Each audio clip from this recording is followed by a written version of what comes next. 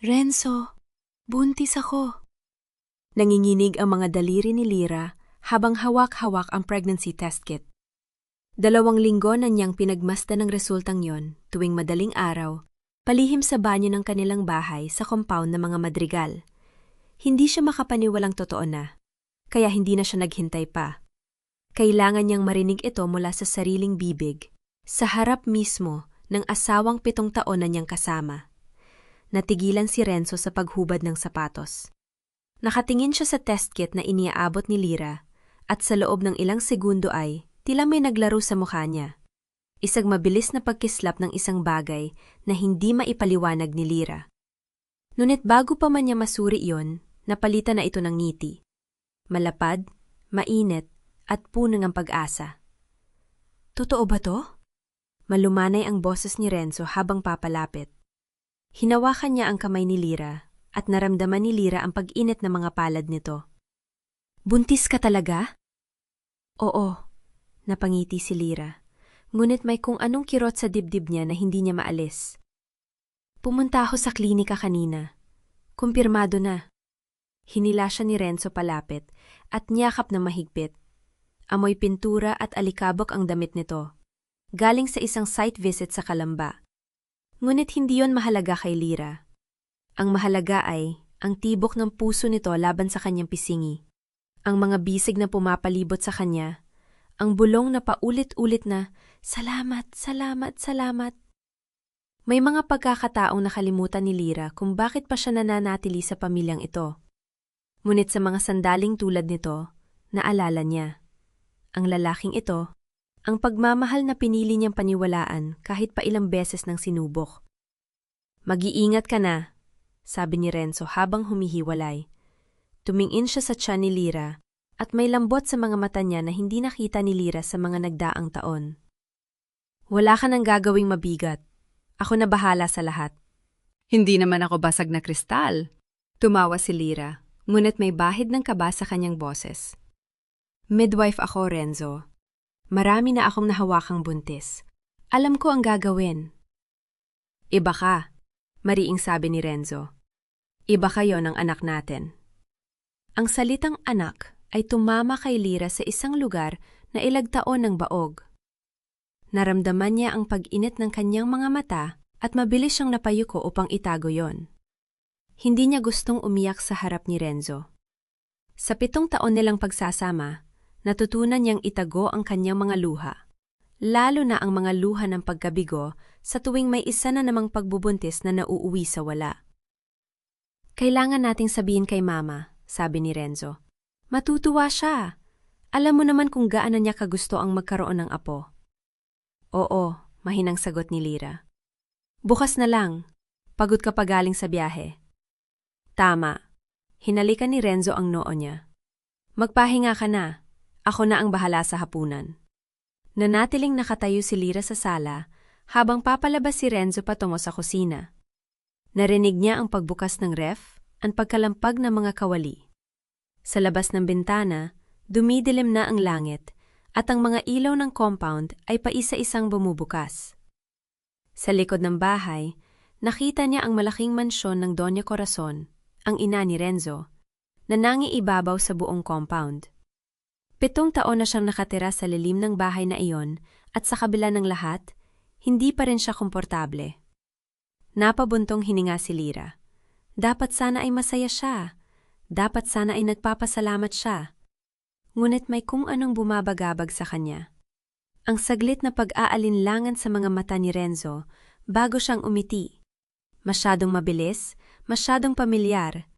Nakita na niya iyon noon, sa mga nakaraang pagbubuntis, sa mga gabing tahimik na nakatalikod sa kanya si Renzo, sa mga saglit na tila may ibang pinagkakaabalahan ng isip nito. Hindi niya alam kung bakit. Ngunit bago pa man niya maipasya, natagpuan na niya ang sarili na nakatayo sa harap ng lumang mesa sa sulok ng kanilang kwarto. Doon naglalagay si Renzo ng mga dokumento ng kanyang negosyo, kontrata, resibo, blueprint. Ngunit may isang bagay na hindi pamilyar. Isang maliit na notebook na may leather cover, kulay tsokolate, na hindi niya pa nakikita. Dapat ay hindi niya yun bubuksan. Ngunit ang kanyang mga kamay ay tila may sariling kagustuhan. Binuksan niya ang notebook at ang mga pahina nito ay puno ng sulat kamay ni Renzo. Hindi yon tungkol sa negosyo. Hindi yon tungkol sa mga kontrata o blueprint. Ano to? Bulong ni Lira habang binabasa ang mga nakasulat. Kailangan kong pag-isipang mabuti. Ang nakasulat sa isang pahina, may petsa nung nakaraang buwan. Hindi ko alam kung handa na ako. Hindi ko alam kung ito ba talaga ang gusto ko. Tumalikod si Lira, ngunit ang kanyang mga mata ay hindi makalayo sa notebook. Binaliktad niya ang mga pahina at nakita niya ang mga pangalan. Ang kanyang pangalan, ang pangalan ni Doña Corazon, at isang pangalan na hindi niya inaasahan. Selena. Si Selena! Bulong niya. Ang pinsan ni Renzo na madalas pumupunta sa compound. Bata, maganda, at laging nakangiti.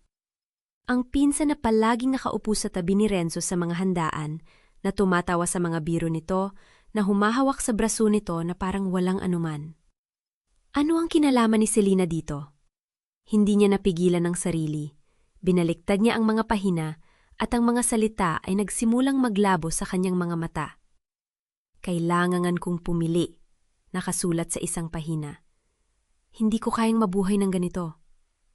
Naririnig niya ang sariling paghinga, mabilis at mababaw.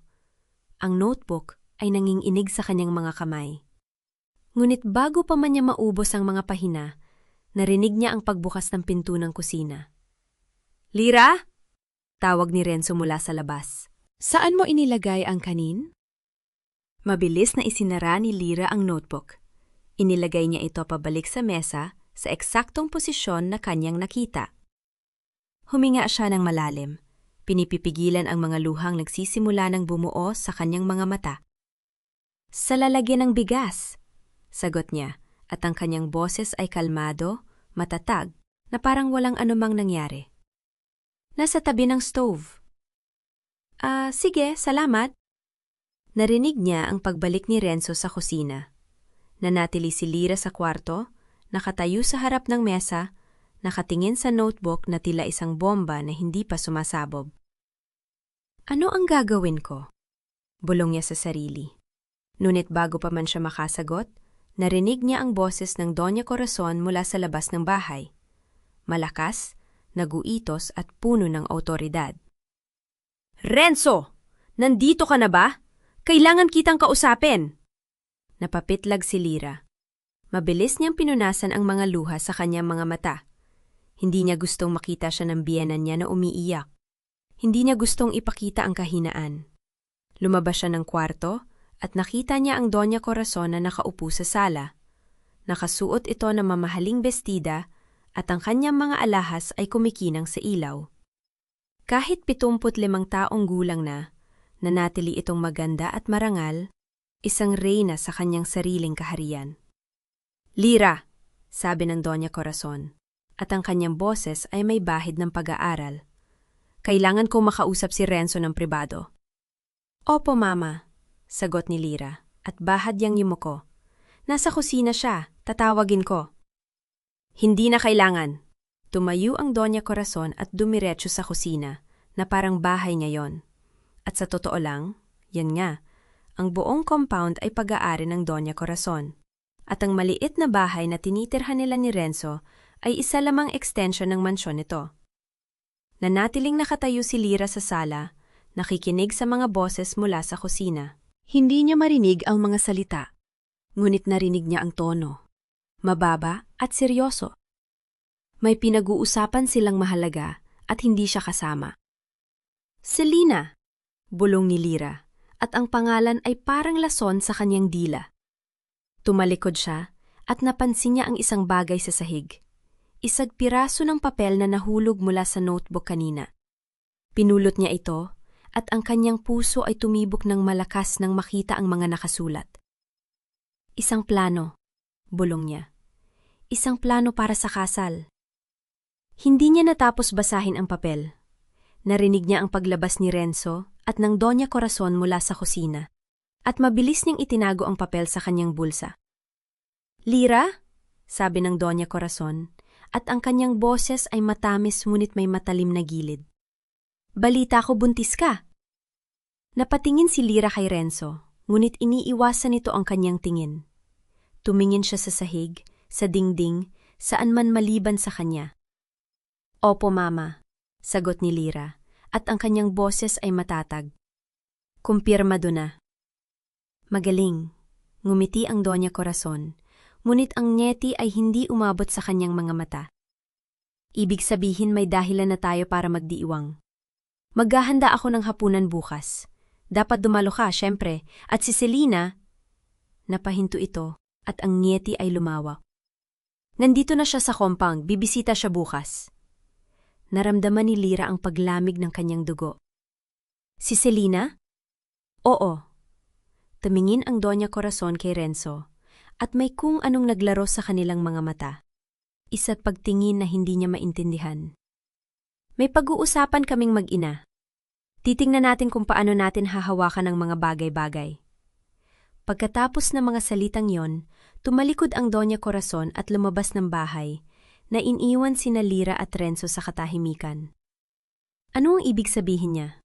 Tanong ni Lyra at ang kanyang boses ay nanginginig. Ano ang pag-uusapan ninyo? Wala, mabilis na sagot ni Renzo. Mga negosyo lang, huwag mong alalahanin.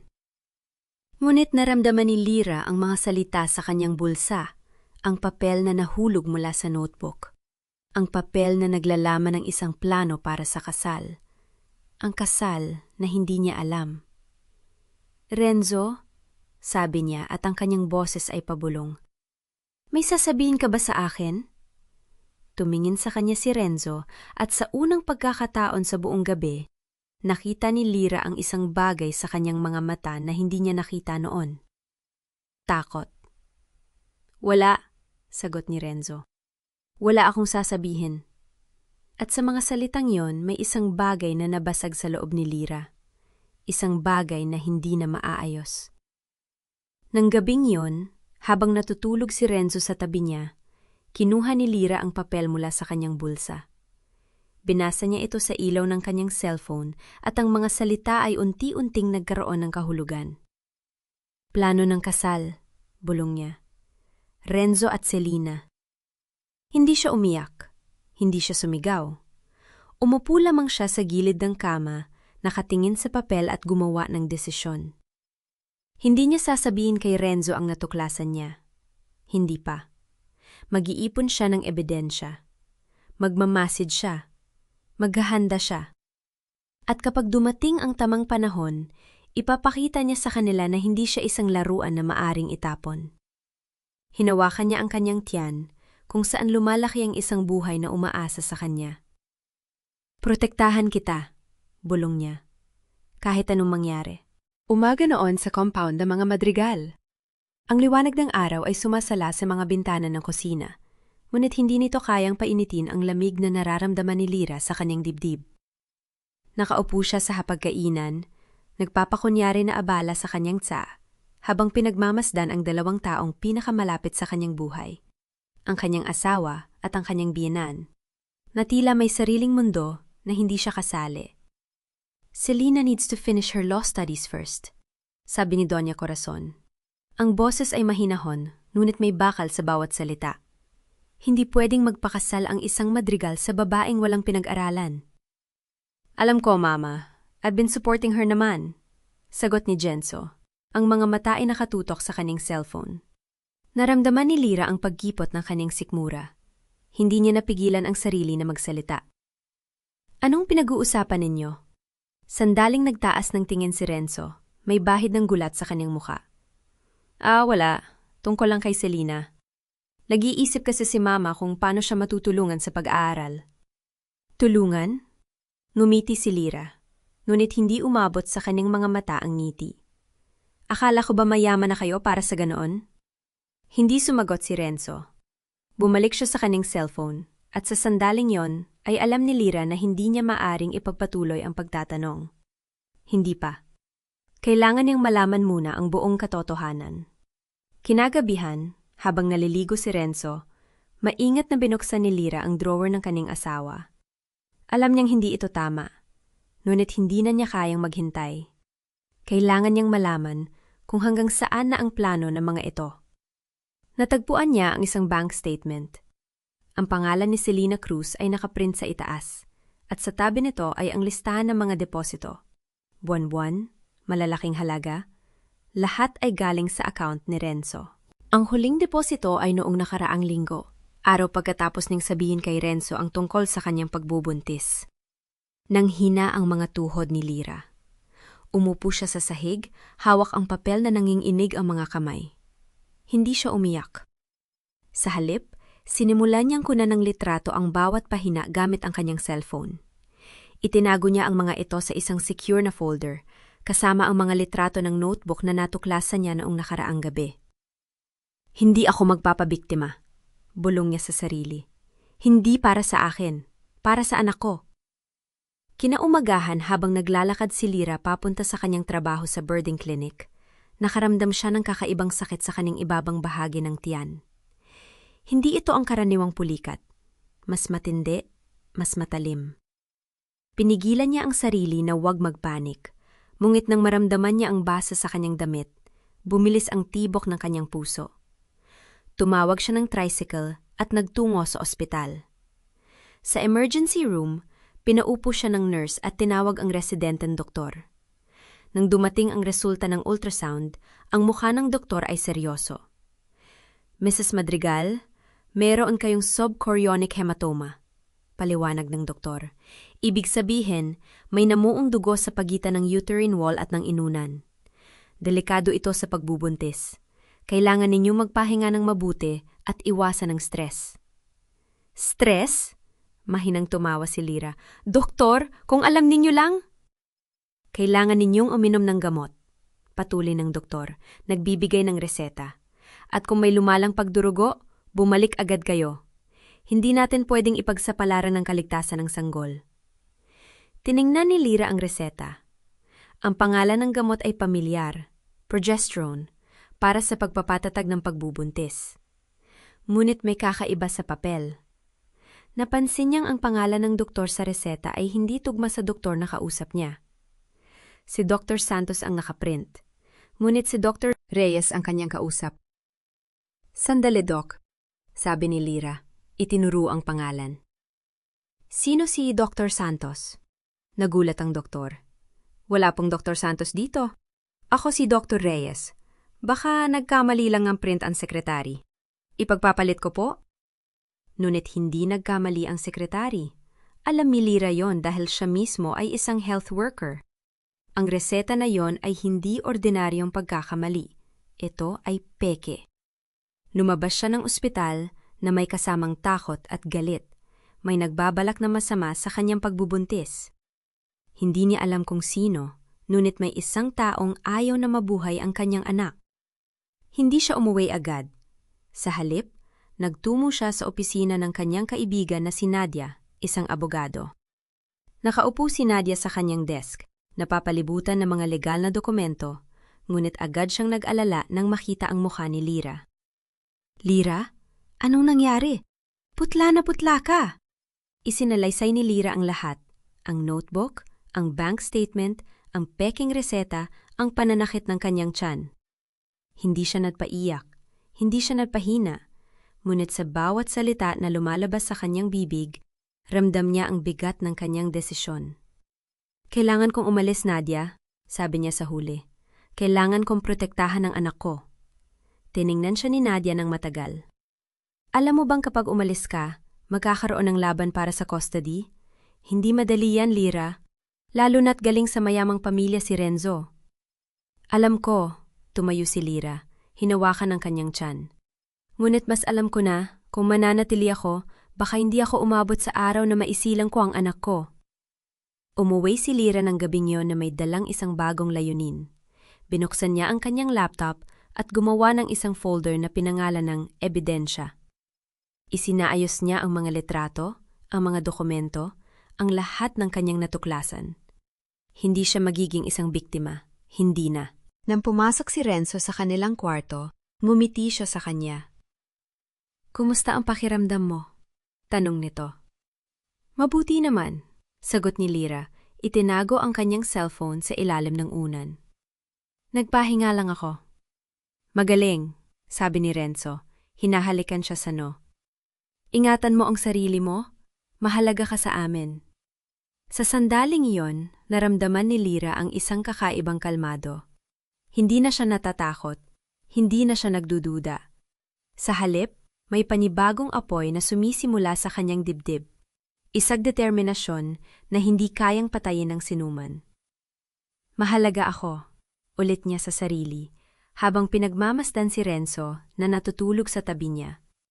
At hindi ko hahayaang mawala ako ng ganito. Binuksan niya muli ang kanyang cellphone, tiningnan ang litrato ng peking reseta at gumawa ng isang bagong tala sa kanyang folder. Hakbang 1, alamin kung sino ang nasa likod nito. Hakbang 2, magplano ng pag-alis. Hakbang 3, iligtas ang anak ko. Hindi siya natulog ng gabing yon. Ngunit hindi rin siya nakaramdam ng pagod. Sa unang pagkakataon sa 7 taon, naramdaman ni Lyra na may kontrol siya sa kanyang buhay. At handa na siyang lumaban. Ang umaga sa compound ng mga Madrigal ay tahimik pa rin. Ngunit para kay Selena, parang may kumakalusko sa dibdib niya na hindi niya maipaliwanag. 6:00 pa lang ng umaga, gising na siya at nakaupo sa gilid ng kama. Pinagmamasdan ang lumang kabinet sa sulok ng kanyang silid. Ang kabinet na hindi niya ginagalaw mula nang mamatay ang ama ni Doña Corazon. Hindi niya alam kung bakit ngayon niya ito napansin. Siguro dahil sa mga gabing hindi siya makatulog, puro bulong ng mga katulong ang naririnig niya tungkol sa isang lira na dinadalawang abogado, tungkol sa mga dokumento at bank statement. May bahid ng takot sa mga usapan, at may bahid din ng pagtataka. Bakit ba may kinakatakutan ng isang matandang babae na katulad ni Doña Corazon? Selena, anak, nandito ka pa ba? Ang boses ni Doña Corazon mula sa labas ng pinto ay matamis, ngunit sa mga nakaraang araw, parang may itinatatagong matalas na dulo ang tamis na iyon. Opo, Lola, nag-aayos lang po, sagot ni Selena. Mabilis na tumayo at nagkunwaring nag-aayos ng kama. Pumasok si Doña Corazon na nakangiti, may dalang tray ng almusal. Hindi ka pa kumakain, alam kong busy ka sa pag-aaral, pero kailangan mong alagaan ang sarili mo. Hindi ka na bumabata, anak? Opo, Lola, nakayuko si Selena, iniiwasan ng tingin ng matanda. Alam mo, Selena, kapag natapos ka na ng pag-aaral mo, may ipapakita ako sa'yo. Mga bagay na para sa'yo lang. Tumalikod si Doña Corazon, ngunit may kakaibang diin sa mga salita niya. Mga bagay na magpapatunay kung gaano kita kamahal.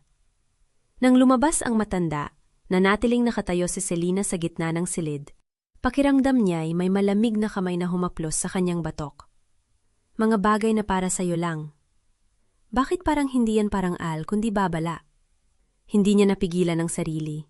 Binuksan niya ang lumang kabinet. Amoy lumang papel at alikabok ang bumungad sa kanya. May mga lumang damit, mga kwaderno, at sa pinakailalim, isang kahon na gawa sa kahoy, maliit at puno ng alikabok, na parang hindi nabuksan sa loob ng maraming taon. Dahan-dahan niyang binuksan ang kahon. Sa loob, may nakatiklop na papel at isang sertipiko ng kapanganakan. Nang buksan niya ito, parang may huminto sa mundo. Selena Bautista, nabasa niya. Ipinanganak noong anak ni na hindi Madrigal. Bautista. Tumagal ang mga segundo. Ang kanyang mga kamay ay nanginginig habang binabasa ang sulat na nakalakip, isag liham mula sa isang babaeng nagngangalang Rosario Bautista, na nagsasabing hindi na kayang buhayin ang kanyang anak at humihingi ng tawad sa pag-ampo ng isang mabait na babae na nagngangalang Corazon Madrigal. Hindi ako Madrigal, bulong niya. Ang boses ay basag.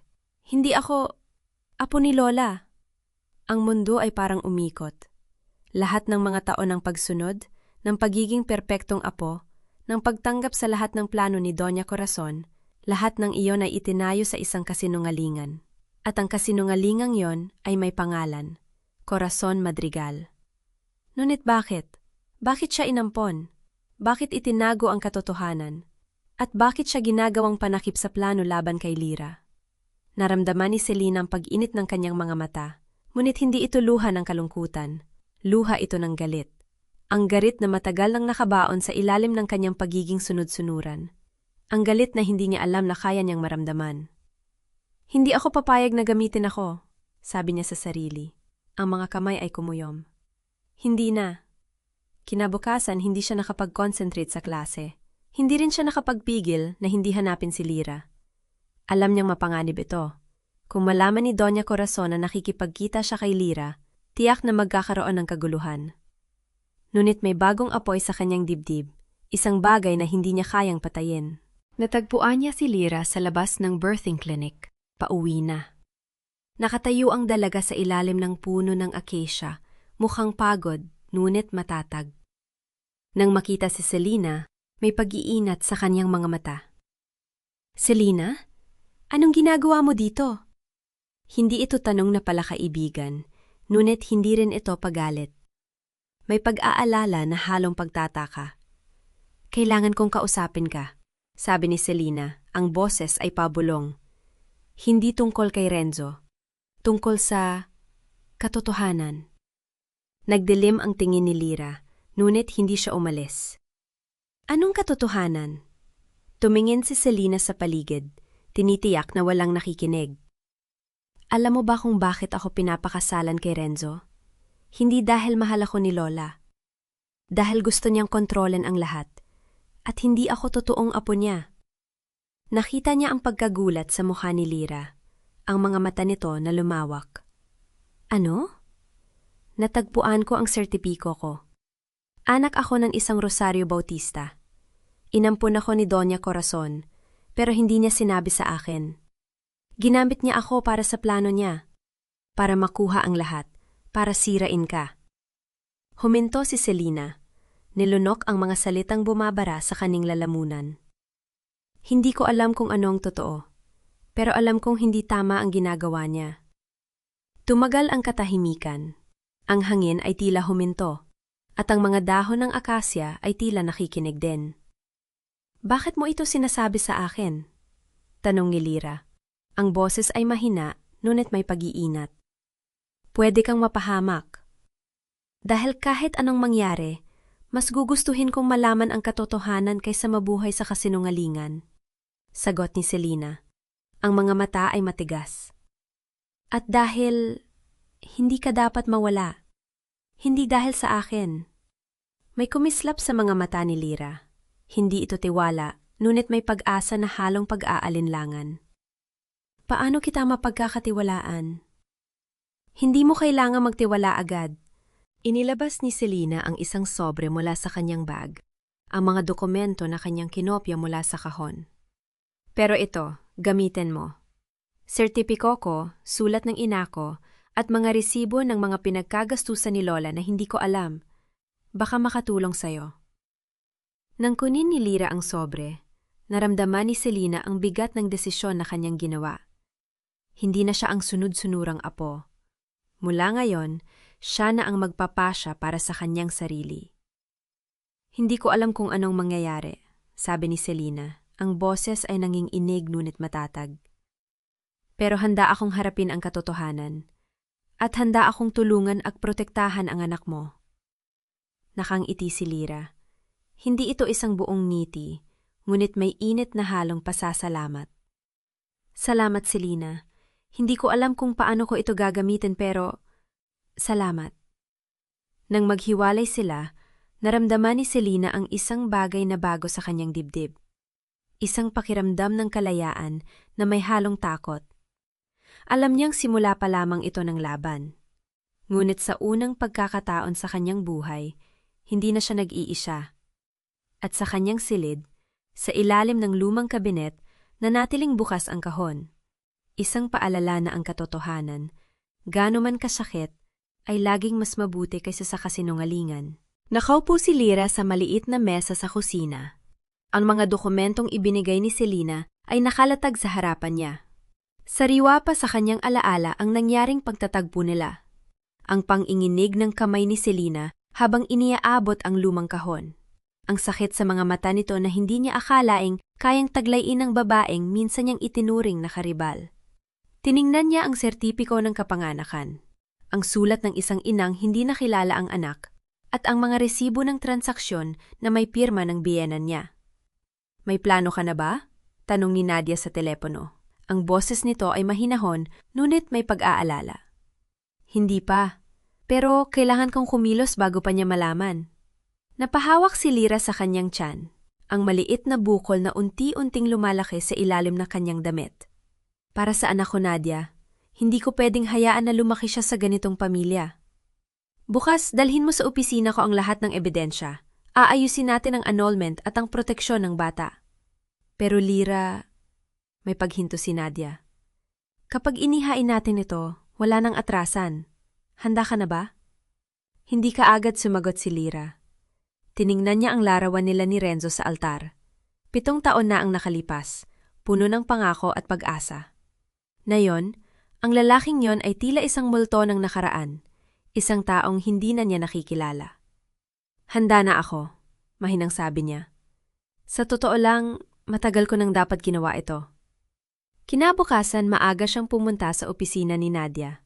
Buong umaga nilang inayos ang mga dokumento, tinitiyak na kumpleto ang ebidensya ng emosyonal na pagpapabaya, ng pagtataksil, at ng mga illegal na transaksyon ng pamilya Madrigal. Habang isinusulat ni Nadia ang mga papeles, napansin ni Lyra ang pagtigil nito. "May isa pa akong kailangan mula sa'yo," sabi ni Nadia. "Kailangan kong malaman kung handa kang tumistigo laban sa biyenan mo." Ang mga dokumentong ibinigay ni Selena ay malakas, pero kailangan natin ng taong magpapatunay na alam ni Doña Corazon ang mga transaksyong ito. "Kaya ko." Tuwid ang pagkakaupo ni Lyra. Hindi na ako natatakot sa kanya. Nang matapos sila, bumalik si Lyra sa compound ng mga Madrigal. Gabi na nang dumating siya, at inaasahan niyang tahimik na ang bahay. Ngunit nang buksan niya ang pinto, nakita niyang nakaupo si Renzo sa sala. Ang mga mata ay malamig at naghahanap. "Saan ka galing?" Hindi ito tanong kundi paratang. "May pinuntahan lang ako." Iniwas ni Lyra ang tingin at tinungo ang hagdan. "Lyra?" Hinawakan siya ni Renzo sa braso, sapat ang lakas para mapahinto siya. "Alam kong may ginagawa ka. Kanina pa tumatawag ang nanay ko. May nakakita sa'yo sa opisina ng abogado." Nanlamig ang katawan ni Lyra. Hindi niya inaasahan na ganito kabilis. "Bitawan mo ako, Renzo." "Anong ginagawa mo?" Pumalakpak ang boses ni Renzo, ang tonong ginagamit niya kapag kontrolado ang lahat. "Nagsasampa ka ba ng kaso laban sa pamilya ko? Laban sa akin?" Tiningnan siya ni Lyra sa mata. Sa unang pagkakataon sa 7 taon, hindi siya umiwas. "Oo, at hindi mo ako mapipigilan." Bumitaw si Renzo, ngunit hindi nawala ang galit sa kanyang mukha. "Nasisiraan ka na ba ng ulo? Anong gagawin mo sa anak mo?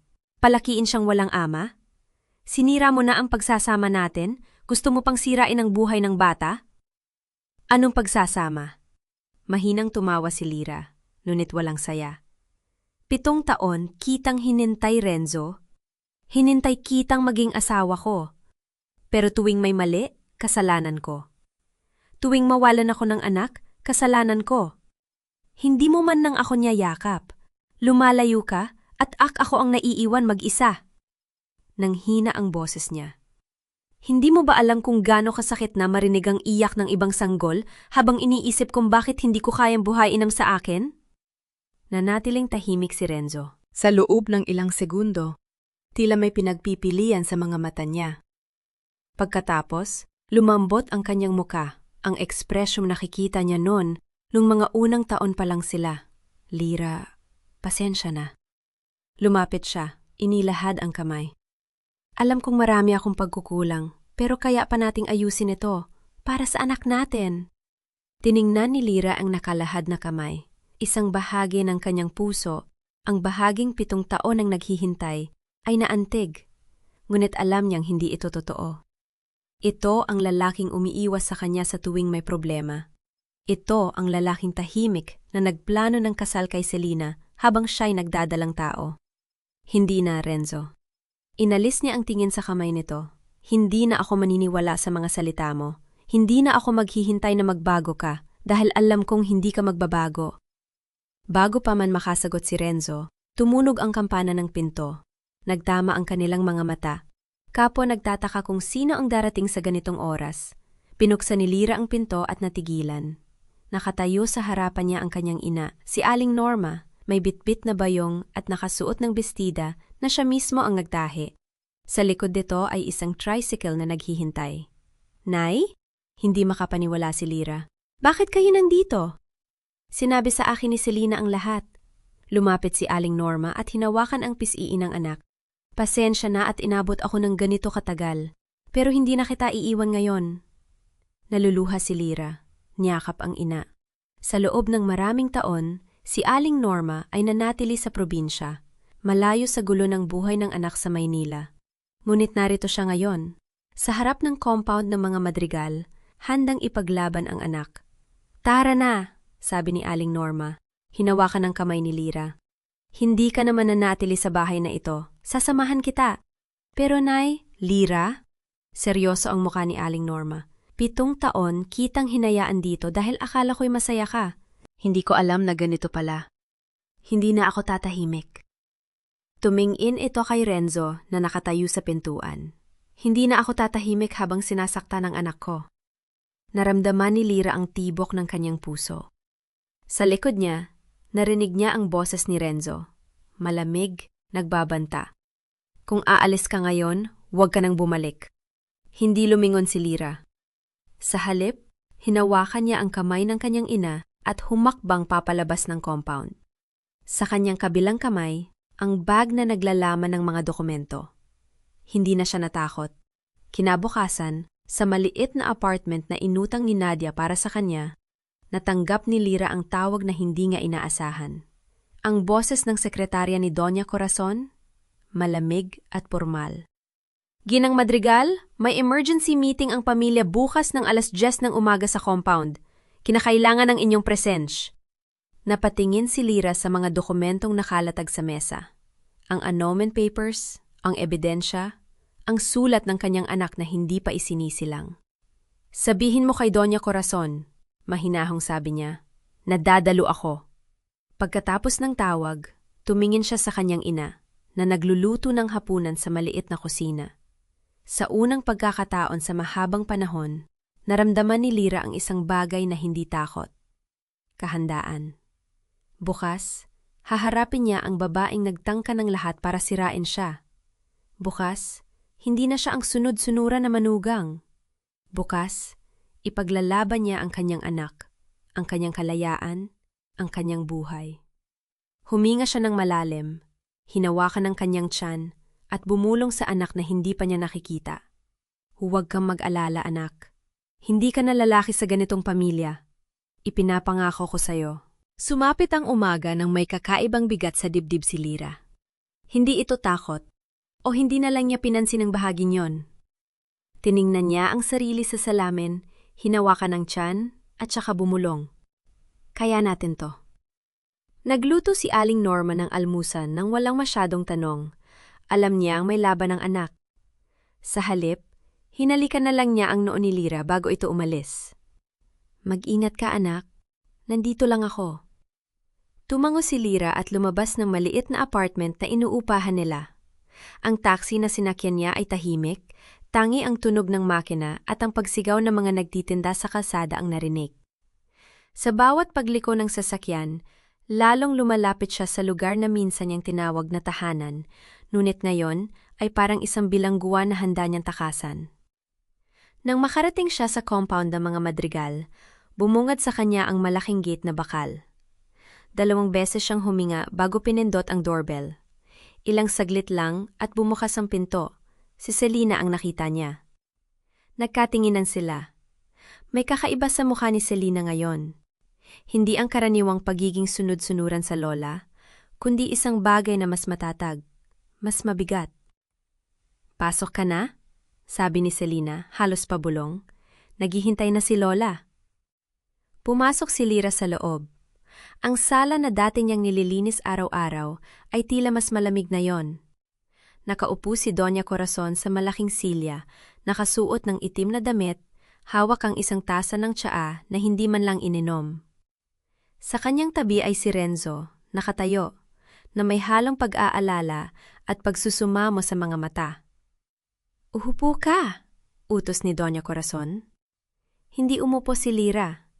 Tumayo lang siya ng tuwid, hawak ang strap ng bag na naglalaman ng mga dokumento. "Narito ako dahil hiniling mo. Sabihin mo kung bakit." Nuumiti ng pilit si Doña Corazon. "Gusto kong ayusin natin ito ng tahimik. Hindi kailangang madumihan ang pangalan ng pamilya dahil sa iyong mga desisyon." "Ang aking mga desisyon?" Bahagyang tumaas ang boses ni Lira. "Ang desisyon kong protektahan ang anak ko? Ang desisyon kong tapusin ang kasal na walang pagmamahal?" "Nagkamali ka, Lira," sabi ni Renzo, humakbang palapit. "Alam kong nagkamali ako, pero hindi mo kailangang gawin ito. Para sa atin, para sa bata." "Para sa bata?" Napalingon si Lira sa kanya. "Kailan mo pa inisip ang bata, Renzo? Nung pinaplano mong pakasalan si Selena habang buntis ako?" Nanlamig ang mukha ni Renzo. Hindi siya nakasagot. "Ah, nalaman mo na pala," sabi ni Doña Corazon. Hindi man lang nagulat. "Akala ko nga, ngunit hindi mo naiintindihan ang buong larawan." "Kung gayon, ipaliwanag mo." Nakatitig si Lira sa kanya. "Ipaliwanag mo kung bakit dapat kong tanggapin na gagamitin mo ang anak ko para sa iyong plano?" Doon nagsalita si Selena. Humakbang siya palapit, nanginginig ang mga kamay, ngunit matatag ang boses. "Lola, tama na." Napalingon ang lahat kay Selena. "Hindi ko na kayang itago pa," patuloy niya. Tumingin siya kay Lira at sa unang pagkakataon, nakita ni Lira ang sakit sa mga mata ng babae. "Hindi ako totoong madrigal. Inampun ako ni Lola. Hindi dahil mahal niya ako, kundi dahil kailangan niya ng piyesa para sa kanyang laro." "Selena!" sigaw ni Doña Corazon. Tumayo mula sa silya. "Huwag kang magsalita ng walang kapararakan." "Tama na, Lola!" Napalingon si Selena sa kanya. Puno ng luha ang mga mata. "Buong buhay kong inakala na may utang akong loob sa'yo. Pinaniwala mo akong iniligtas mo ako sa kalye. Pero ang totoo, hinanap mo ako dahil kailangan mo ng babaeng pwedeng kontrolin. Isang taong sasabihin ang lahat ng iuutos mo. Ginamit mo ako para sirain ang kasal ni Lira, para manatili ka may kontrol sa pamilya." Bumagsak ang tasa ng tsaa ni Doña Corazon sa sahig. Ang basag na porselana ay nagkalat. Ngunit walang sinuman ang gumalaw para pulutin ito. "Paano mo nalaman?" bulong ni Doña Corazon. "Natagpuan ko ang mga papel sa lumang kabinet mo," sagot ni Selena, pinupunasan ang luha. "Ang adoption papers, ang liham mula sa orphanage, ang mga resibo ng mga bayad mo sa abogado para itago ang totoo." Tumingin siya kay Lira. "Ginawa niya akong sandata, at halos pumatay ako ng isang ina para sa kanya." Bumuntong hininga si Lira. Hindi niya inasahan na ganito kalalim ang lalabas sa araw na ito. Ngunit hindi rin siya nagulat. Alam niyang may lihim si Doña Corazon. Ngunit hindi niya akalaing ganito kalaki. "Tama na," sabi ni Doña Corazon, muling sinubok ang magpakatatag. "Ito ay isang internal na usapin. Lira, kung gusto mo ng pera..." "Hindi ako humingi ng pera," putol ni Lira. Binuksan niya ang bag at inilabas ang mga dokumento. "Ito ang mga ebidensya. Ang mga text message, ang bank transfers, ang mga memo mula sa iyong abogado na nagpaplano ng kasal ni Renzo at Selena habang ako ay buntis. Meron din akong kopya ng mga liham mo sa isang doktor na nagtanong kung paano maaaring maantalang aking pagbubuntis." Namutla si Doña Corazon. "Kaya mong gawin yon?" Nanginginig ang boses ni Lira. "Plano mong saktan ang sarili mong apo para lang makuha ang gusto mo?" "Hindi ko..." Nauutal si Doña Corazon. "Hindi ko yon ipinag-utos. Nagtanong lang ako..."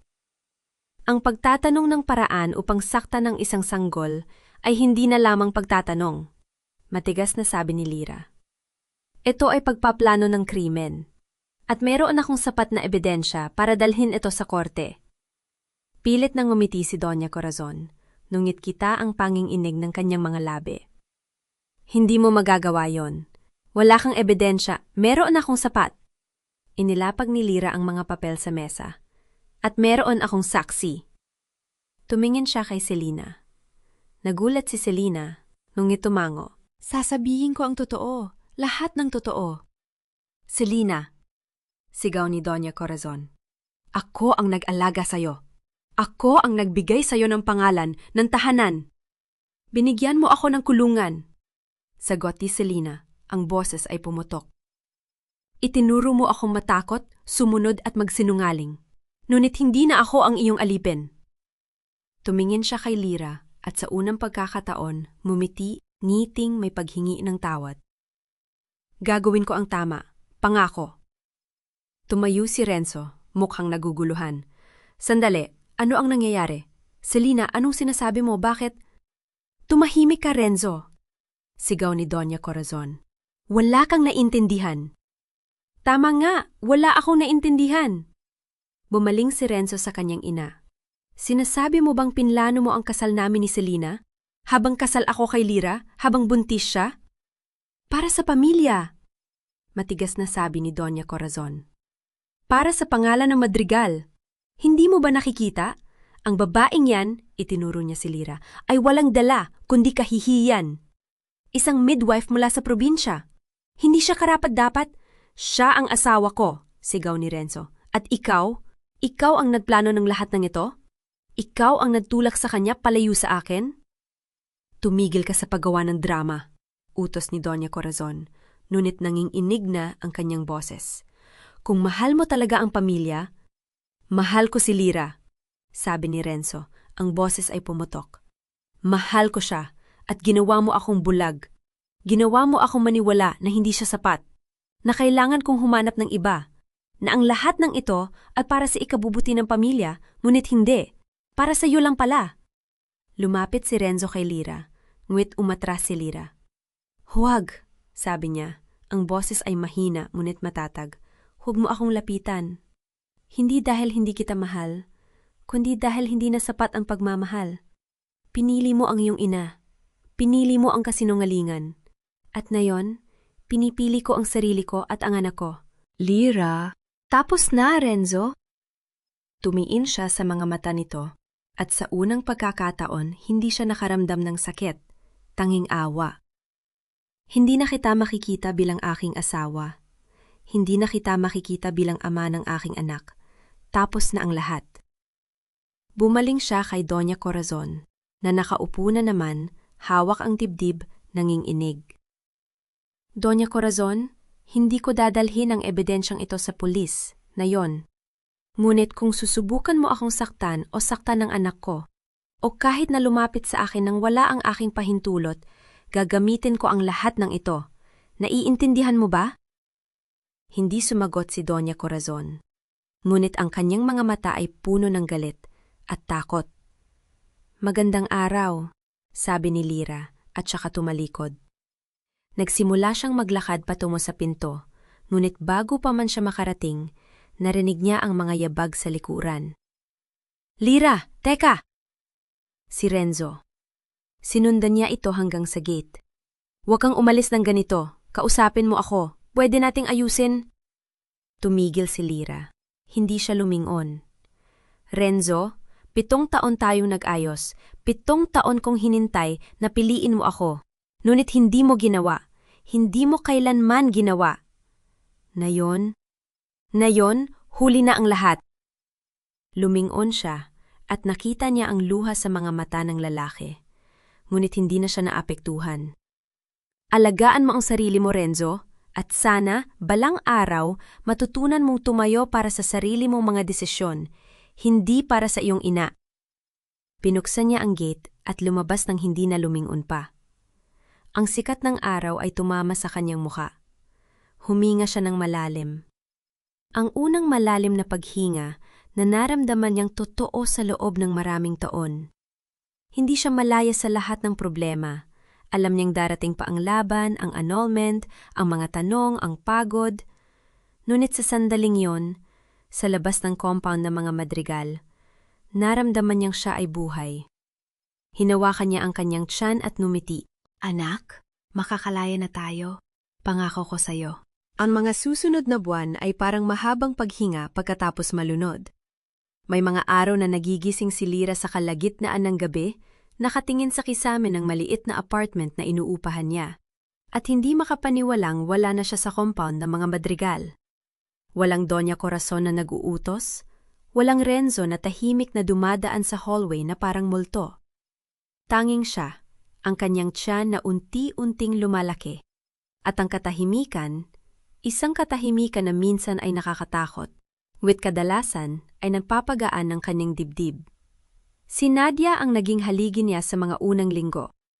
Tuwing may dalang papel ang abogado sa kanyang maliit na mesa sa kusina, may kasama itong pagkain mula sa labas, dahil alam nitong hindi kumakain ng maayos si Lyra kapag nag-iisa.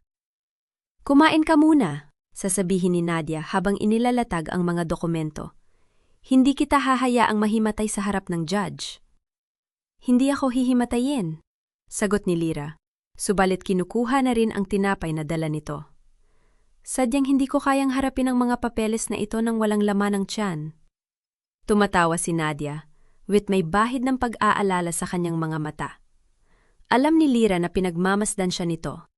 Ang mga mata niyang may lilim ng pagod, ang mga kamay na hindi mapakali, ang paraan ng pag-upo niyang parang laging naghahanda para sa susunod na laban. Hindi na ito ang Lyra na nakilala ni Nadia sa kolehiyo, ang tahimik na estudyante na puno ng pag-asa. Ngunit hindi rin ito ang Lyra na nagtiis ng 7 taon sa loob ng compound. May bago na sa kanya, isang tigas na hindi galing sa galit, kundi sa desisyon. Ang annulment case ay hindi madali.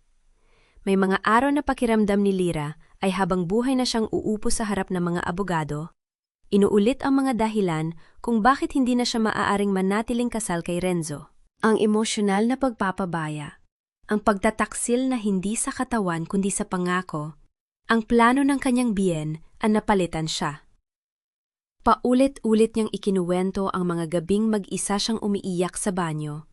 Ang mga pagkakataong tila nakikita siya ni Renzo, ngunit hindi siya nakikita. Ang paraan ng pagtingin nito kay Selena na hindi niya kailanman naramdaman para sa kanya. Hindi siya umiyak sa courtroom. Doon niya natutunan ang isang bagay, na ang pagiging matatag ay hindi nangangahulugang hindi nasasaktan. Ito ay ang pagpili na huwag hayaang makitang nadudurog ka. Tuwing tatanungin siya ng judge, tuwing titingnan siya ng mga mata ng pamilya Madrigal na naroroon sa likod ng courtroom, tuwing mararamdaman niya ang presensya ni Renzo na nakaupo sa kabilang panig, itinutuon niya ang kanyang pansin sa kanyang tiyan, sa buhay na umaasa sa kanya. Kaya mo to, bulong niya sa sarili tuwing gabi bago matulog. Ang kamay ay nakapatong sa kanyang tiyan. Kaya natin to.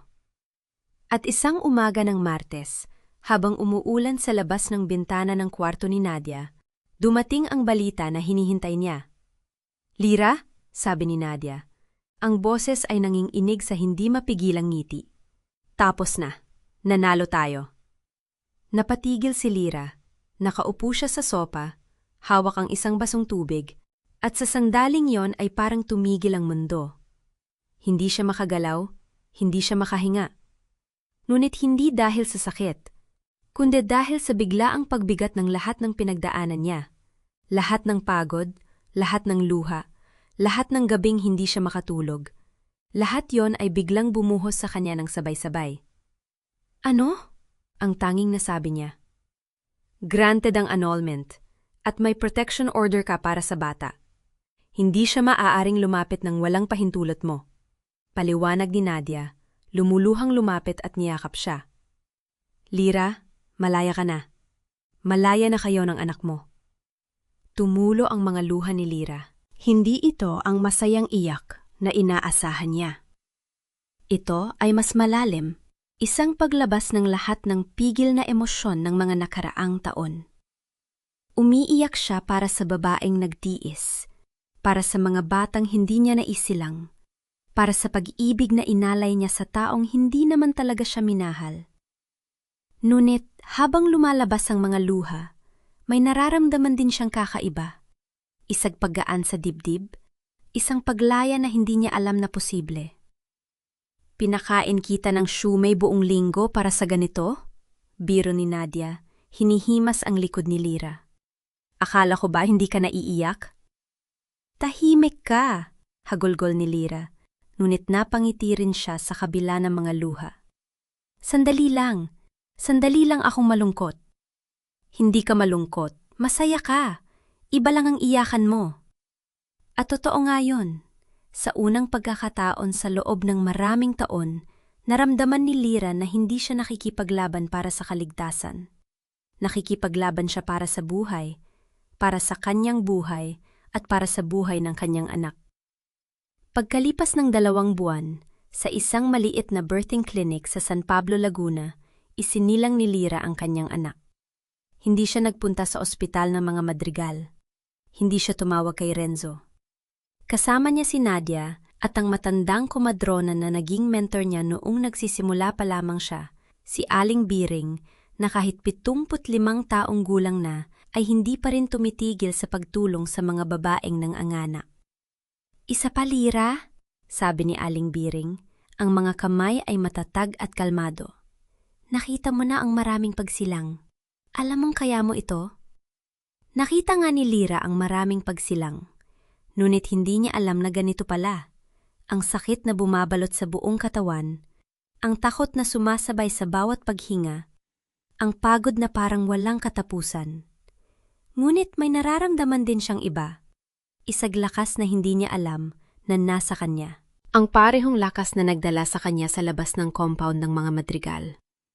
Ang parehong lakas na nagpatayo sa kanya sa harap ng judge. Ang parehong lakas na nagparamdam sa kanya na kaya niyang harapin ang mundo mag-isa.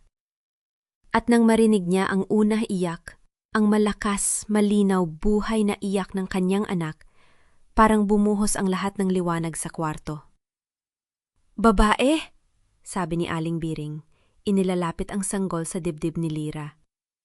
"Malusog! Perpekto!" Hinawakan ni Lyra ang kanyang anak, ang maliit na katawan, ang mga daliring humahawak sa kanyang daliri, ang mga matang tila nakatingin sa kanya ng may pagtitiwala. At sa sandaling iyon, alam niya na hindi na siya nag-iisa. "Amado!" bulong niya, ang pangalan ng kanyang ama na namatay noong bata pa siya. "Amado Madrigal! Hindi Amado Rivera. Apelido ko, Rivera." Napangiti si Aling Biring. Maganda. Malakas na pangalan para sa malakas na bata. Hindi nakatulog si Lyra ng gabing yon. Hindi dahil umiiyak si Amado. Bagaman umiiyak ito, syempre, dahil yon ang trabaho ng mga sanggol. Ngunit dahil ayaw niyang ipikit ang kanyang mga mata. Ayaw niyang mawala sa kanya ang sandaling ito. Ang pakiramdam ng pagiging kumpleto. Ang pakiramdam ng pagiging buo. Ang pakiramdam ng pagiging ina na sa wakas ay hawak na ang kanyang anak. Pagkalipas ng 6 na buwan, nakatayo si Lyra sa harap ng isang lumang bahay sa San Pablo. Hindi ito malaki, 3 kwarto lamang, isang maliit na kusina, isang balkona, hing nakaharap sa taniman ng niyog. Ngunit para sa kanya, ito ay isang palasyo. Ito ang bahay tuluyan na pinang-arap niya. Isang lugar kung saan maaaring manatili ang mga babaeng may high-risk pregnancy. Kung saan maaari silang magpahinga, magpagaling, at manganak ng ligtas. "Kailangan natin ng pangalan," sabi ni Nadia, na bumisita para sa katapusan ng linggo. Hawak si Amado na natutulog sa kanyang mga bisig. "Hindi pwedeng bahay ni Lyra na lang." "Bakit hindi?" natatawang sagot ni Lyra. Pinupunasan ang alikabok sa mga istante. "Simple, tapat." "Hindi, kailangan ng pangalan na may kahulugan, isang bagay na napapakita ng iyong misyon." Tumigil si Lyra. Tiningnan niya ang kanyang anak, ang maliit na batang natutulog ng mapayapa sa mga bisig ng kanyang kaibigan. Tiningnan niya ang mga dingding ng bahay na kanyang pinaghirapang ayusin, ang mga kwartong malapit ng punuin ng mga babaeng nangangailangan.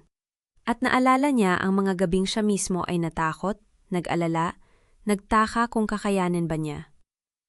"Bahay ni Ina," sabi niya sa wakas. "Yon ang tawag natin dito." Dahil dito, natututo ang mga babae na maging ina. Hindi lamang sa kanilang mga anak, kundi sa kanilang sarili. Napangiti si Nadia. Maganda! At totoo. Sa mga sumunod na linggo, unti-unting napuno ang bahay ni Ina. Dumating si Aling Baby, isang 42 taong gulang na buntis na may mataas na presyon, na pinalayas ng kanyang asawa nang malaman nitong may komplikasyon ang pagbubuntis. Dumating si Jenny, isang 19 taong gulang na estudyante na natakot nang malaman niya mag-isa siyang magpapalaki ng anak. Dumating si Maricel, isang manggagawa sa pabrika na ang pangalawang pagbubuntis ay may panganib ng pagdurugo. Tuwing may dumarating na bagong babae, nakikita ni Lyra ang sarili niya sa kanilang mga mata. Ang takot, ang pagod, ang pag-asa na hindi nila alam kung dapat pang panghawakan. At tuwing gabi, pagkatapos na matulog ang lahat, uupo siya sa balkona, hawak si Amado at titingnan ang mga bituin. Tingnan mo anak, bulong niya. Ito ang ating buhay. Hindi perpekto, hindi madali, ngunit atin. Isang hapon ng linggo, habang abala si Lyra sa pagtuturo kay Aling Baby kung paano sukatin ang presyon ng dugo, narinig niya ang isang kotse na huminto sa harap ng bahay. Hindi siya nagulat. May mga bisita naman minsan, mga doktor mula sa bayan na nag-aalok ng tulong. Ngunit nang tumingin siya sa bintana, nakita niya ang pamilyar na mukha. Si Renzo. Nakatayo siya sa labas ng gate, nakatingin sa bahay. Mas matanda siya kaysa sa huling pagkakataon na nakita niya siya. May mga uban na sa kanyang buhok, mga linyang hindi niya napansin noon sa kanyang mukha. Nakasuot siya ng simpleng puting kamisyeta, walang kasamang sasakyan ng pamilya. Walang bodyguard. Mag-isa siya. Lyra? Sabi niya nang lumabas siya. Ang boses niya ay tila mas mababa kaysa sa naalala niya. Narinig kong nanganak ka na. Nais ko nang makita ang bata. Tumigil si Lyra. Ang kanyang mga kamay ay nakakuyom sa kanyang tagiliran. Sa loob ng isang segundo, naramdaman niya ang lahat. Ang sakit, ang galit, ang pagtataksil, ang pagod. Ngunit sa susunod na segundo, naramdaman niya rin ang kanyang anak na umiiyak sa loob ng bahay at ang biglaang pagtibok ng kanyang puso. Hindi, sabi niya. Ang boses ay kalmado, ngunit matatag. Hindi ka maaring pumasok. May protection order ako. Alam ko, sagot ni Renzo. Ang mga mata ay nakababa. Alam ko, ngunit, Lyra, nais ko lamang... Renzo! Putol niya. 7 taon kang naroon. 7 taon mong nakita ang lahat. Ang mga pagsubok, ang mga pagkalaglag, ang sakit. At hindi ka kailanman tumayo para sa akin. Hindi mo kailanman pinrotektahan ako mula sa iyong ina. Hindi mo kailanman pinili ako. Tumingala siya.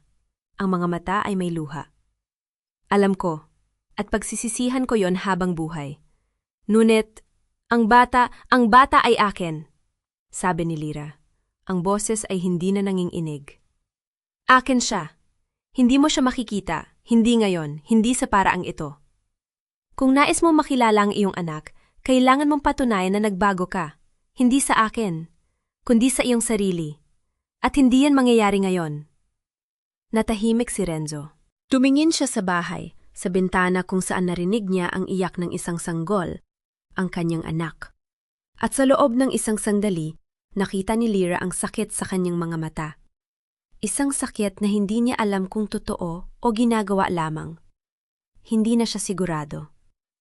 Sige, sabi niya sa wakas, ang boses ay paos. Iginagalang ko ang iyong desisyon. Ngunit, Lyra, kung sakaling... Wala nang kung sakaling, Renzo. Putol niya. Umuwi ka na. At tumalikod siya, pumasok sa bahay at isinara ang pinto. Hindi siya umiyak. Hindi na siya makaiyak para kay Renzo. Ngunit nang buhatin niya si Amado, nang maramdaman niya ang init ng kanyang anak sa kanyang mga bisig, naramdaman niya ang isang bagay na mas malalim kaysa sa sakit. Isang kapayapaan na hindi niya alam na posible.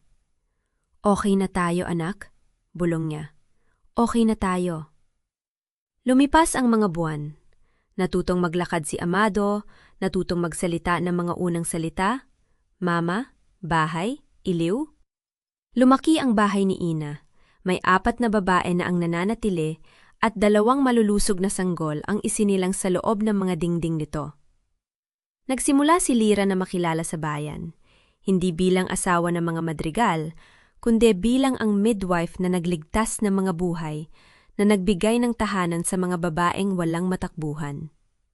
At isang araw, habang naglalaro si Amado sa balkona, dumating ang isang liham. Hindi ito naka-address kay Lira. Nakasulat ito sa magandang sulat kamay sa papel na may tatak ng pamilya Madrigal. At sa loob, may isang pirasong papel na nakatiklop ng maingat. Mahal na Lira, ang simula ng sulat. Alam kong hindi mo kailangang basahin ito. Alam kong may karapatan kang itapon ito nang hindi binubuksan. Ngunit nais kong malaman mo na sa lahat ng mga taon na ito, sa lahat ng mga pagkakamali, sa lahat ng mga desisyong mali, hindi kita kailanman itinuring na hindi karapat-dapat. Itinuring kitang banta, at iyon ang aking pagkakamali. Hindi mo ako kailanman binantaan. Ako ang natakot. Natakot na mawala ang kontrol, natakot na mawala ang aking anak, natakot na aminin na hindi ako perpekto. Humihingi ako ng tawad, hindi para sa'yo, hindi pa. Ngunit para sa aking sarili, upang malaman kong sinubukan ko. Sana sa tamang panahon, kapag handa ka na, maaari mo akong patawarin. Hindi ko ito ipipilit, hindi ko ito hihintayin, ngunit aasahan ko ito. Hindi bilang isang karapatan, kundi bilang isang pag-asa. Corazon Madrigal. Tumigil si Lira. Hawak niya ang sulat, ang mga salita ay lumulatang sa kanyang isipan. Hindi siya umiyak, hindi siya ngumiti. Ngunit may naramdaman siyang kakaiba. Isang bagay na hindi madaling pangalanan. Hindi pagpapatawad, hindi pa. Ngunit isang pagbubukas. Isang puwang kung saan maaaring pumasok ang liwanag sa hinaharap. Tiningnan niya si Amado, na tumatawa habang hinahabol ang mga paru-paro sa harden. Tiningnan niya ang bahay ni Ina, ang mga babaeng nagluluto sa kusina, ang mga sanggol na natutulog sa kanilang mga kuna. At naalala niya ang babaeng lumabas ng compound ng mga madrigal, ang babaeng may dalang bag, may laman ang tiyan, at may pusong puno ng takot at pag-asa. Hindi pa. Bulong niya sa sarili.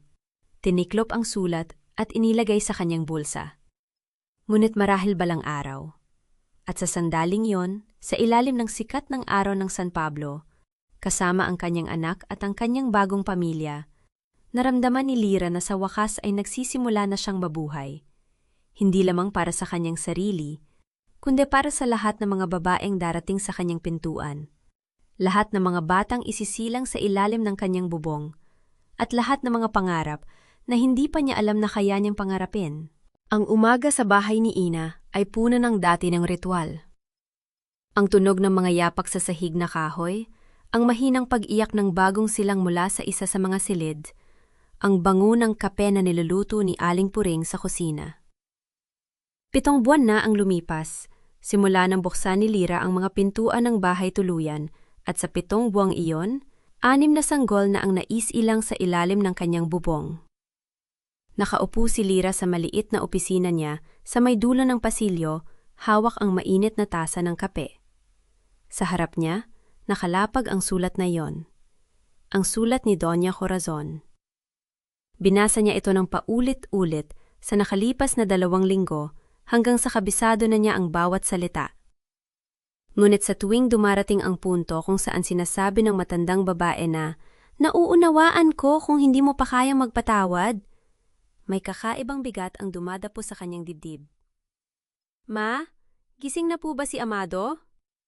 Tumunog ang boses ni Nika, isa sa mga batang ina na tumutulong sa bahay tuluyan. 20 anyos, unang anak, iniwan ng kasintahan. Nang dumating siya rito, 6 na buwang buntis, nanginginig at walang mapuntahan. Ngayon, nakatsinelas na siya at may dalang bote ng gatas. Hindi na anghel na nagligtas sa kanya, kundi isang babaeng natututong mabuhay muli. "Gising na, kanina pa nga nag-iingay." Nakangiting sagot ni Lira, tumatayo upang salubungin si Nika. Kakainin mo na ba siya? Opo, tapos po, may dadating daw pong bagong pasyente, sabi ni Aling Puring. Oo, taga-Taytay, high-risk second pregnancy. Dapat nandito siya bago magtanghali.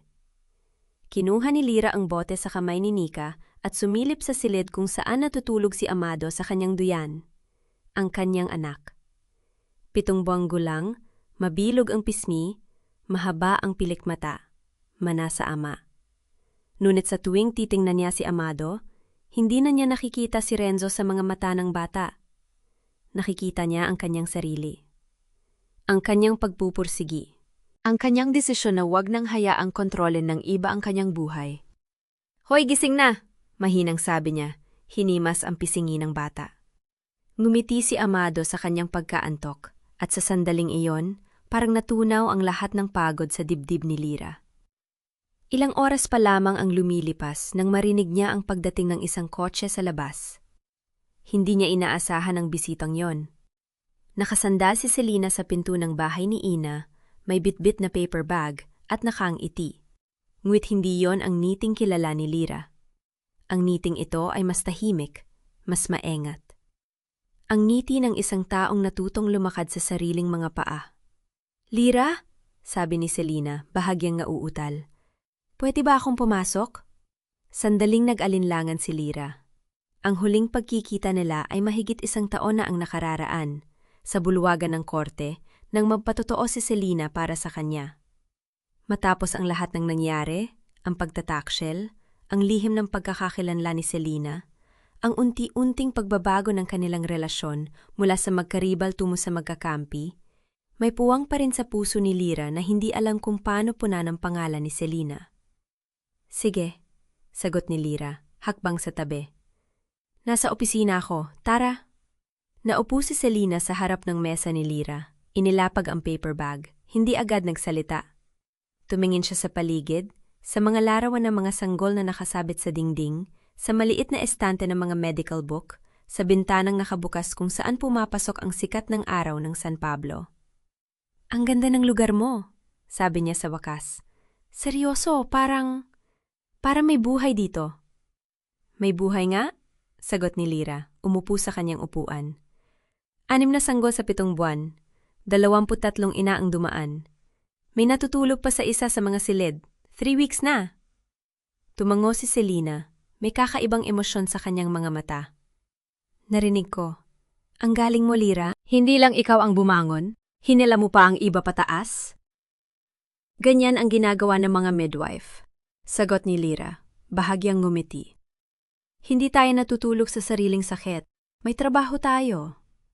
Natahimik sila. Ang tunog ng mga ibon sa labas ang pumupuno sa espasyo sa pagitan nila. Alam ni Lyra na hindi basta-basta pumunta rito si Selena. Hindi para sa simpleng pagbisita. Kumusta ka na? Tanong ni Lyra, ang unang bumasag sa katahimikan. Sabi ni Nadia, nag-aaral ka na ng social work. Pumikit si Selena, tila nahihiya. Oo, 2 semestre na. Sa wakas, may ginagawa na ako hindi para sa iba, kundi para sa akin. Hindi ko alam kung naintindihan mo. Naintindihan kita. Tumingin si Selena sa kanya at sa unang pagkakataon sa kanilang mahabang kasaysayan, nakita ni Lyra ang totoong Selena. Hindi ang magandang pinsan na laging nasa anino ng lihim. Hindi ang babae na halos ipakasal kay Renzo, kundi isang taong naligaw din tulad niya, sa labirinto ng mga plano ng ibang tao. Alam kong hindi ako dapat humingi ng kahit ano sa'yo, sabi ni Selena, boses ay pumapalakpak. Matapos ang lahat ng ginawa ko, ang pagtulong sa plano ng lola, ang pagpapanggap na gusto ko si Renzo, ang pagiging bulag sa sakit na idinulot ko sa'yo, hindi ko alam kung may karapatan pa akong pumunta rito at humarap sa'yo. Pero pumunta ka pa rin. Kasi kailangan kong sabihin ito ng harapan.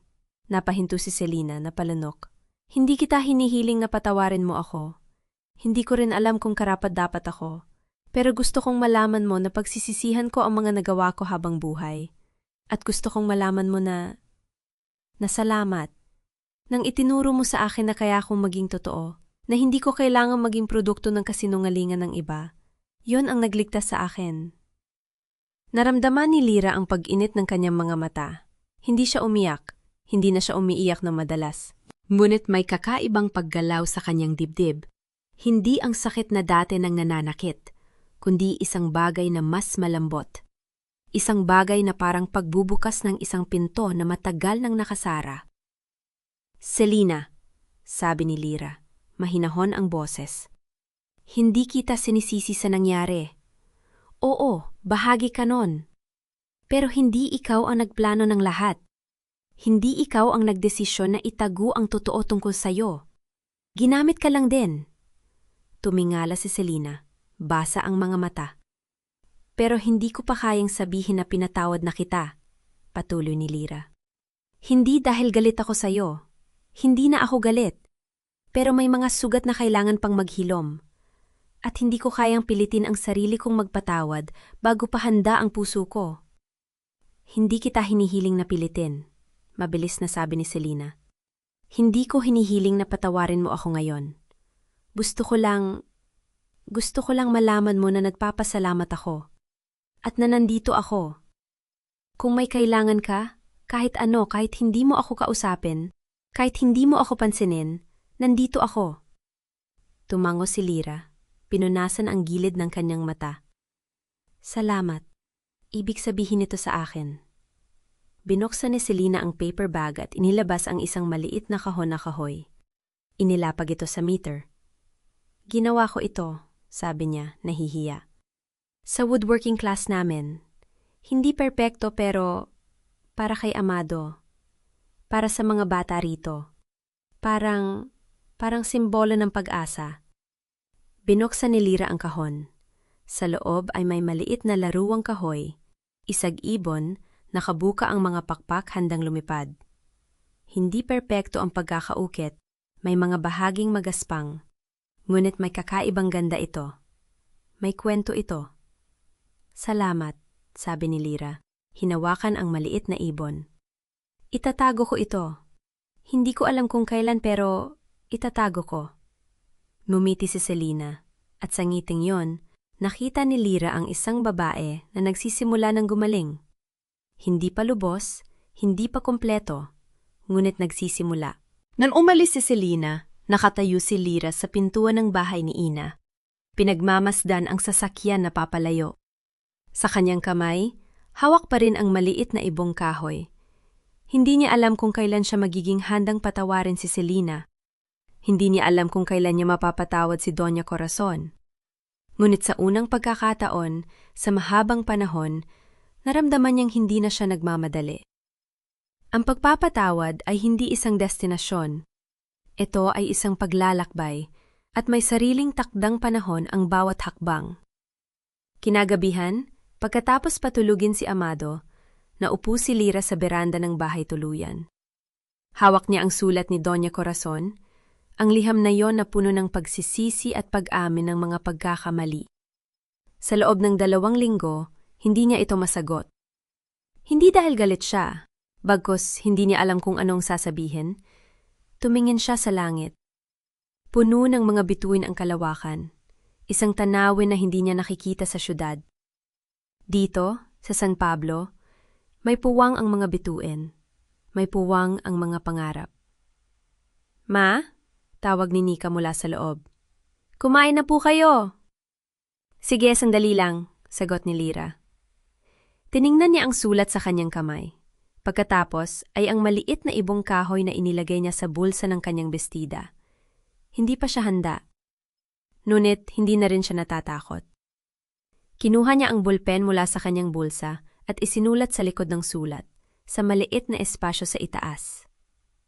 "Hindi pa, ngunit hindi ko isinasara ang pinto." Inilagay niya ang sulat sa kanyang drawer, sa tabi ng mga larawan ni Amado at ng kanyang mga sertipiko ng pagiging midwife. Hindi niya ito ipapadala. Hindi pa. Ngunit alam niyang darating ang araw na magagawa niya. Pumasok siya sa loob, kung saan naghihintay si Nika at ang hapunang niluto nito. Umupo siya sa mesa, kumain, at nakinig sa mga kwento ng batang ina tungkol sa kanyang anak. Sa likod ng bahay, may isa pang silid na inihahanda para sa bagong pasyente mula Taytay. May mga gamit na kailangang ayusin, may mga plano na kailangang gawin. Ngunit sa gabing yon, tumingin si Lyra sa kanyang anak na natutulog sa tiyan, sa kanyang mga kasamahan na nagiging pamilya, sa bahay na kanyang itinayo mula sa mga labi ng kanyang dating buhay, at naramdaman niya ang kapayapaang yon. Hindi ang kapayapaang dumarating kapag natapos na ang lahat, kundi ang kapayapaang dumarating kapag alam mong nasa tamang lugar ka. Ang tunay na pamilya ay hindi yaong mga kadugo mo. Ito ay yaong mga pinipiling manatili. Yaong mga pinipiling ipaglaban ka.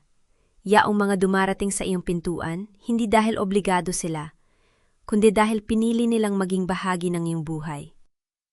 At sa pagmumuni-muning yon, sa ilalim ng mga bituin ng San Pablo, kasama ang kanyang anak at ang kanyang bagong pamilya, numiti si Lyra. Hindi dahil natapos na ang lahat, kundi dahil nagsisimula pa lang. Ang totoong nagbago sa kwentong ito ay hindi ang bahay na itinayo ni Lyra o ang mga pader ng bahay ni Ina na sumilong sa maraming ina. Ang totoong nagbago, ang siyang hindi na maaaring ibalik, ay ang desisyon niyang piliing hindi magpatawad agad. Sa mundong laging nagtuturo sa atin na ang mabuting anak, mabuting asawa, mabuting manugang, ay yaong marunong magpatawad kahit masakit, si Lyra ay tumayo at nagsabing, "Hindi pa." Hindi dahil wala siyang awa, kundi dahil ang pagpapatawad na pinilit ay hindi pagpapatawad, ito ay pagpapakunyari lamang. At pagkatapos ng lahat ng pagkukunyari sa loob ng 7 taon, hindi na niya kayang mabuhay sa ganon. May isang sandali na hindi ko makalimutan. Ang araw na piniling dalhin ni Selina ang kanyang tunay na pinagmulan sa harap ng lahat, hindi bilang sandata, kundi bilang paglaya. Sa sandaling yon, hindi lang si Selina ang pinalaya niya. Pinalaya niya rin si Lyra mula sa anino ng paghahambing. Sapagkat sa loob ng mahabang panahon, si Lyra ay sinukat sa kung sino si Selina, ang babaeng dapat sana, ang babaeng pinlano. Ngunit nang malaman ni Selina na siya mismo ay hindi kailanman naging buo sa mata ng mga taong gumamit sa kanya, nawala ang kapangyarihan ng paghahambing, at sa wakas, si Lyra ay hindi na ang pangalawa. Siya na ang bumuo ng kanyang sariling pangalan. Ngunit narito ang tanong na nananatili. Tama ba ang naging desisyon ni Lyra na wag munang tanggapin ang paghingi ng tawad ni Doña Corazon? May mga nagsasabing ang tunay na pagpapatawad ay nagpapalaya sa nagpapatawad, hindi sa nagkasala. Ngunit may mga nagsasabing ang pagpapatawad na ibinibigay ng wala sa panahon ay nagpapahina lamang sa hangganang itinayo ng isang taong nagtanggol sa sarili. Ano sa palagay ninyo? Sa inyong karanasan, ang pagpapatawad ba ay isang regalong ibinibigay? O isang karapatan na pinipili natin kung kailan ibibigay? Kung naramdaman ninyo ang bigat ng paglalakbay ni Lyra, ang hiya, ang utang na loob na halos dumurog sa kanya, ang sakripisyong hindi napansin ng mga taong dapat sana ang unang nakakita, paki-like at ibahagi ang kwentong ito. Baka may kilala kayong nangangailangang marinig na hindi nila kailangang maging perpekto para maging karapat-dapat sa pagmamahal. At sa inyong mga kapamilyang nakikinig habang naglilinis ng bahay o naghahanda ng hapunan, ingatan ninyo ang mga hangganang itinayo ninyo. Hindi sila pader na naghihiwalay. Sila ang mga pintong nagpapatunay na kayo ang may-ari ng inyong tahanan. Ang kwentong ito ay isang katang-isip lamang, ngunit ang aral nito ay totoo sa bawat tahanang may nagmamahal nang hindi nagpapakunyari. Hanggang sa muli nating pagkikita mga kapamilya, mag-ingat kayo sa inyong mga puso.